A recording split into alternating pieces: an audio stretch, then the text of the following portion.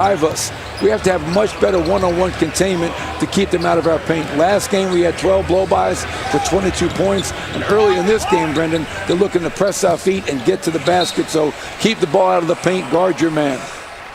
D50, it comes out for Monte Morris. Porter leaves it off. So Porter's only taken 2 shots. He's back in the game. We heard that soundbite from last year. And the thing about Denver, they run a lot of pin downs and they run a lot of flares to get Porter open because he's so good with his jump shot.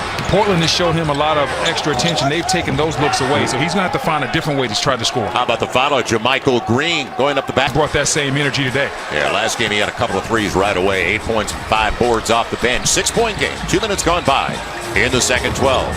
Carmelo Anthony in the mid-range game. Sweet stroke. He's always had that 10th all-time leading scorer. And I tell you, Joe, not too many did it better in the mid-range as far as scoring the basketball. He was a nightmare to guard. Yeah, he's a big guard is what it boils down to. You can say a small forward, but he shoots like a guard. He's got that good a stroke. Millsap leaving it off. Good idea. Into the shot clock. Jamichael Green gets it. That's big. Oh, yeah. When you're hit 6'10". And boy, what a shooter he is going to be in only his 3rd season. It'll be Marcus Howard filling it up. Just like that. It is a 2-point deficit for Denver.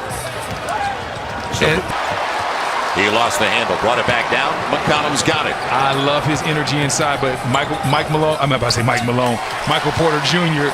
has to realize he's 6'10". Once you get that rebound, squeeze that thing, don't bring it down. They always teach the big fellas. Early points now for C.J. McCollum on that take. Breakdown defensively.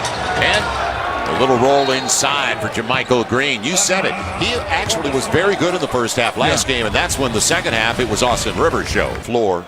And there's Damian Lillard, who is yet to hit a bucket. Now, he's 0 for 2. He's been at the free throw line, so he's got 4 points. But that bodes well. The guy that finished 3rd in the league in scoring, he's going to get his before it's all said and done. Yeah, and I thought he might be in after that timeout simply because Portland's offense has gotten a lot stagnant since he's been gone. Not a lot of ball movement, but I guess Stotts feels very comfortable where they're at right now and wants to make sure he gets some rest. Yeah, the bench scoring's come from Carmelo Anthony. Covington out of the break. Off the lip of the rim short. Also, another interesting move by Terry Stotts is that he's going with Hollis Jefferson now. It seems like he's taken over Cantor's minutes, so he wants Hollis Jefferson out there for his energy, his defense, and his ability to to switch the screen and roll, as opposed to Cantor being out there for rebounding purposes. On the take, a lead. Jamichael Green, he'll handle it. Marcus Howard with a good drive and penetration.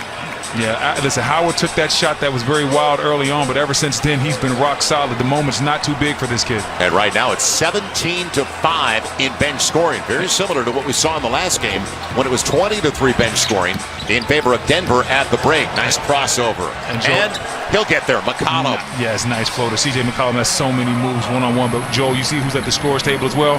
Dame Lillard. Stotts is realizing that offensively, we are not getting the same type of looks. Let's put an end to this. Get our guy back in the game. It's going to be a foul on Anthony Simons. So filling up the box on a regular basis. We mentioned it. He did not shoot well from beyond the arc. But unlimited range. He's got to be on the floor. And then Terry Stotts brought up something interesting. When I asked him about the 8-man rotation, he goes, your best players in the postseason, they're going to play about 40 minutes a game.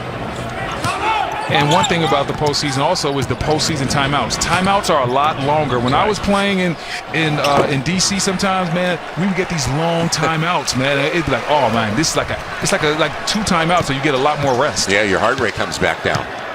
On the step back, now 0 for 3. Damian Lillard wanted some contact underneath, didn't get it.